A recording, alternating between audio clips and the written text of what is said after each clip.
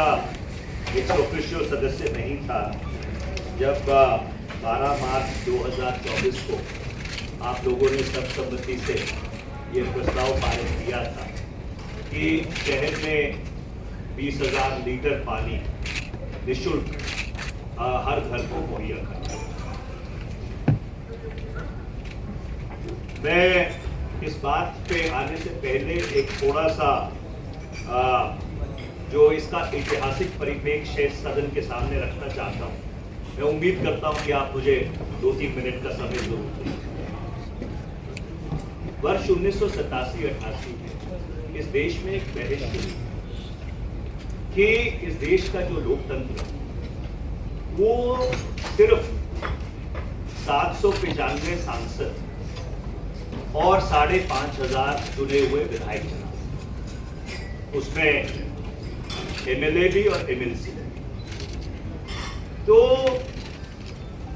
एक बहस ये शुरू हुई कि इस लोकतंत्र को लोगों के कैसे नजदीक हम लेके जा सकते हैं, और उस बहस का नतीजा था कि वर्ष 1988-89 में पहली बार पंचायती राज का कानून बना और उस पंचायती राज के कानून को एक संवैधानिक दर्जा देने की बात।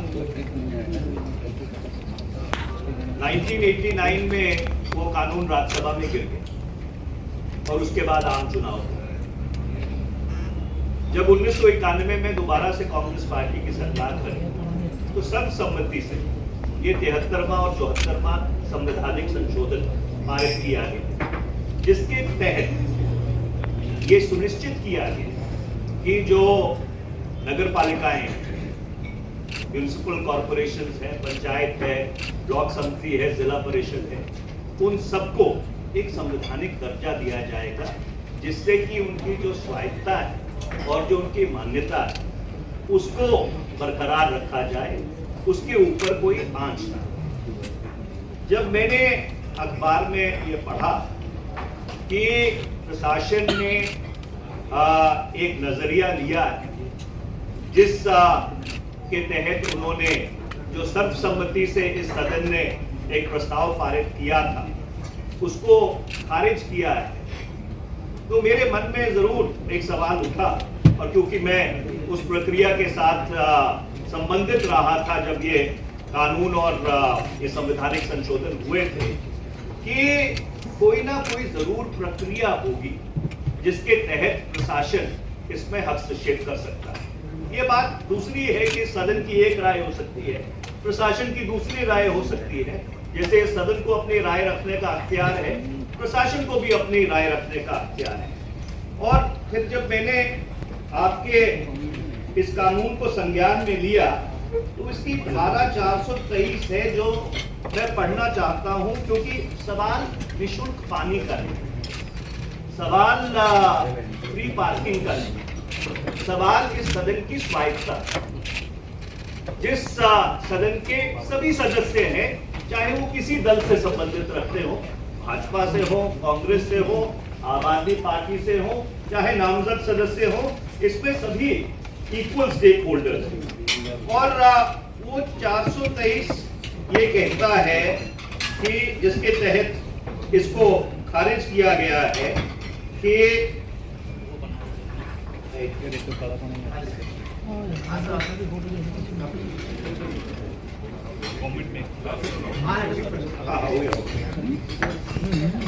government's power to annul or modify illegal proceedings. The government may, by written order, annul or omit from the records of any proceedings of the corporation which is it considers not to be in conformity with the Act, or any rules or bylaws made thereunder, and may do all things necessary to secure its functioning, provided that unless in the opinion of the government the immediate making of such an order is necessary, it shall, before making such an order under this section, give the corporation an opportunity of showing cause why such an order should not be made. तो इससे दो बड़े गंभीर और बुनियादी सवाल खड़े होते हैं कि क्या जो सर्वसम्मति से प्रस्ताव पारित किया गया इस सदन द्वारा, क्या वो अवैध था? क्योंकि जो इस सेक्शन धारा 423 का हेड नोट है वो कहता है टू अन इलीगल प्रोसीजर। तो क्या जो सर्वसम्मति से प्रस्ताव पास किया गया था वो अवैध था? पहला सवाल ये है। दूसरा सवाल ये है कि क्या जो प्रस्ताव पारित किया गया था वो इस एक्ट के या इस एक्ट के तहत जो रूल्स बने हैं या बाईलॉज बने हैं उसके विरुद्ध था या विपरीत था? और तीसरा कि इसको खारिज करने से पहले कॉरपोरेशन को शो कॉज देना अनिवार्य है, क्योंकि उसमें जो शब्द का इस्तेमाल किया गया है वो शैल में नहीं, that you shall give a show cause. तो इसलिए मैं आपके माध्यम से, जैसे मैंने पहले कहा, ये सवाल भारतीय जनता पार्टी, कांग्रेस, आम आदमी पार्टी या जो नामजद सदस्य हैं उनका नहीं, ये सदन की मर्यादा, सदन की परंपरा, सदन की स्वायत्तता जो भारत के संविधान ने दी, ये उसका सवाल।